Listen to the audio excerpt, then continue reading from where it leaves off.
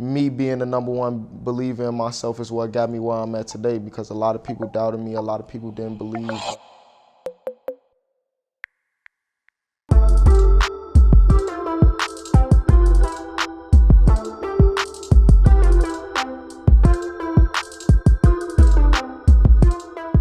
Yo, what's going on, guys? You're watching One on One on Kids Take Over. I know you guys saw us recently post, like that post, it was like, you wouldn't believe these artists are this young.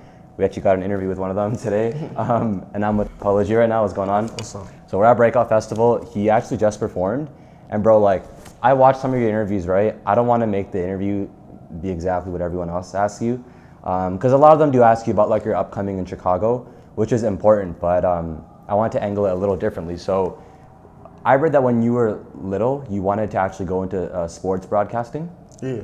Yeah, I was kind of shocked when I saw that, because no one in music really has that type of background, right?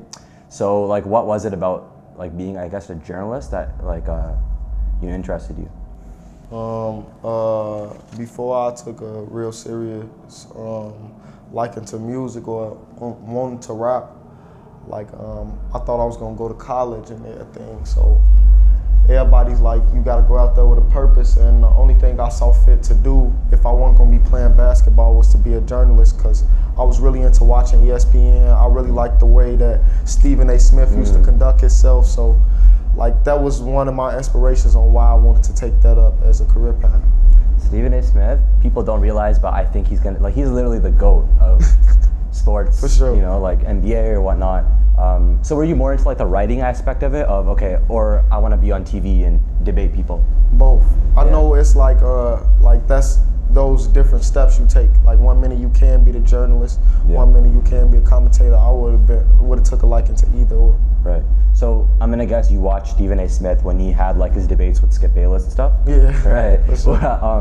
What do you think of Skip Bayless? Because I just think he's like completely a hater. It's kind of obvious. You can tell, like, sometimes they just do things for ratings and whatnot. What do you think of Skip? I think Skip is putting him to play to disagree with Stephen A. all the time. Basically. So of course he gonna look like the bad guy. But sometimes you got your times when Stephen A. wrong, but he words it in a way where it's like he just say it in a way that he make it feel like he right. Right. When I used to watch, well, I still do, but they used to bring on like rappers on these sports shows, you know? So Stephen A. Smith would bring on, like, let's say Nelly or Lil Wayne would always come on. For sure. You know, would that be something you would ever be interested in, is like if now they brought you on? Definitely. Yeah. I'd be open to showing my skills and the sports debates and everything. I know, like, I don't really watch sports as much as I used to, because I'm always on the road or doing something.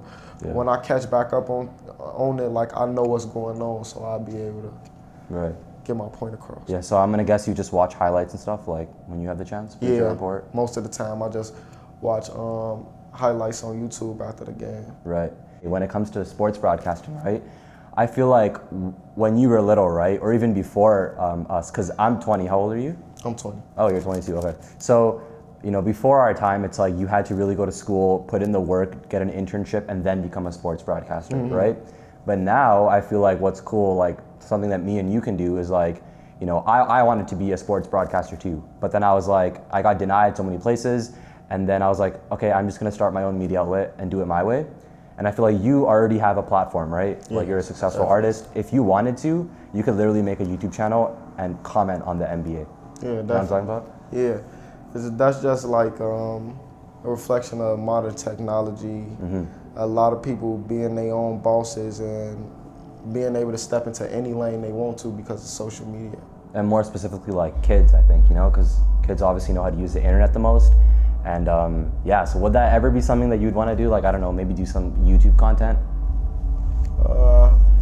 Maybe, maybe not. I think when I venture off of rapping, if I was to take off rapping and not do, like if I was to completely stop rapping, I probably wouldn't be doing anything like on my vacation vibes. I got you on that. You know, when it comes to your music, obviously it sounds great, you know, like I listen to it in the car all the time, but I feel like the reason people really resonate with you is because obviously it sounds good, but they can relate to your story and they can see like the growth. So people really respect that you talk about everything, that happens in your life. Do you feel that way? people really resonate with you? Yeah, definitely. I read my YouTube comments and like I see a lot of positive feedback, and I definitely like notice the differences in what they gotta say from when I first started out till now. So I got a lot of fans that took that journey with me and walked all the way with me. I got a lot of fans that I made believers with new music that I post, but I definitely feel like that everything that I say resonate with the people. I agree. Yeah, I was checking your comments too, and it seemed like that. And it's kind of a coincidence because you're from Chicago, but one person that I think has that type of career path is Derrick Rose. Derrick Rose is like my hero. Like I watched him since I was little, and the thing with him is like he can average like 15 points per game if he wants today, but he has the most fans. You know, it's because people just resonate with his story. You didn't grow up in the MJ era, but like, what did Derrick Rose mean to you when you were a childhood? Derrick Rose meant the world to Chicago in general. So I was definitely one of those kids he had a big influence on, especially him being the youngest MVP ever. Yes. Coming from a troubled neighborhood in Chicago, everybody in Chicago want to hoop. Everybody in Chicago want to rap. Yeah. So for you to be the person that make it out to be able to do that, but you not only doing it, you doing it in a way you stand out and people noticing you in a big way. So everybody respected Derrick Rose. You couldn't go nowhere without seeing somebody with his shoes on, his jersey, or anything of that sort. And I know personally I had a pair of D Roses. Yo, me too, but I'm gonna be honest, they were fake. I ordered fake ones. I couldn't afford them, man. And they broke. I was in the YMCA and they just broke on me, man. Yeah, that had to be embarrassing. Yeah. I wouldn't do that anymore though. But which Derrick Rose shoes did you have? I had the 2.5s. The ID 0 2.5s? I had my grandma buy them for me. I was begging her to buy them for me. She couldn't find them in a couple of the stores. I was gonna start crying and some more shit. Man, I feel you. I couldn't do it because I just didn't have enough money. And I saw it was $50 on the internet. But when it comes to Derrick Rose, you mentioned he came from a troubled neighborhood. I feel like I'm not from Chicago, so I wouldn't know. Is that true? Like, did he really come from a neighborhood that was, like, you couldn't make it out of there? Yeah, definitely. I believe he from, like, one of the worst neighborhoods in Chicago. One of the worst areas. You know what it's called? I'm trying to remember. He from the Inglewood area. Yeah. That's like one of the worst areas you can live in Chicago, and for him to rise above that, that's a pretty big feat. Right. No wonder all these kids are like, they think they can make it, because yeah, the way you're describing Inglewood is like, it's impossible to make it out of there, right? Yeah, definitely. Yeah, so I wanted to say, like, when I'm in the gym, right, there's really just two things I listen to. One is Meek Mill's Championship album, and the second thing was your album, because I just feel like there's something special about, you know, a really like hard, aggressive, like delivery on really fast beats, but at the same time you're still telling a story, right? So even if I didn't have the same story as you, when I'm running on the treadmill, it's like there's something to just keep me going, you know? Have you ever had people tell you that you're just like really good for gym music? No, that's actually a first. I've been in the gym a couple of times. I've been going to the gym recently just to get my body right, and when I'm in there, they like people will come up to me and show me that they playing my song right now, but I don't know if that's just because I'm right there. Yeah, you might be capping. That's definitely a first though to hear that. I mostly hear like I'm just an inspiration, or that I helped a lot of people get through depression and things of that sort. I get that too, yeah. I think it's both. A King's Nightmare is the song that I listen to the most, like I was telling you, just because I feel like out of your whole album, that one was the one where you would talk about your struggles the most, especially at the end. I forget what it was you said, but you're like, I wonder if this cycle's ever gonna end. You know what I'm talking about, right? Yeah. So I just wanted to ask, like, when you were at your hardest times, whether it was before, like, which music did you listen to get through that? I can definitely go back to artists like G Herbo. When I could recall a time when I was about 17 and I lost my friends. They was twin brothers. They died. They got killed in the same day. And I could just remember just getting high and listening to Herb songs and music. You feel me? Just mourning through that. Did you ever listen to Chance to get through things? Because he has more of like a mellow style, you know? I rock with Chance music a lot for sure, but that wasn't my go-to as far as like trying to get through like a hard time. Right. Okay, I get that. I know that you actually had a son recently. So you know how we were talking about how you said all these people are inspired by you. If your son wanted to pursue music one day, what's the honest advice you would give him? Just tell him, you feel me,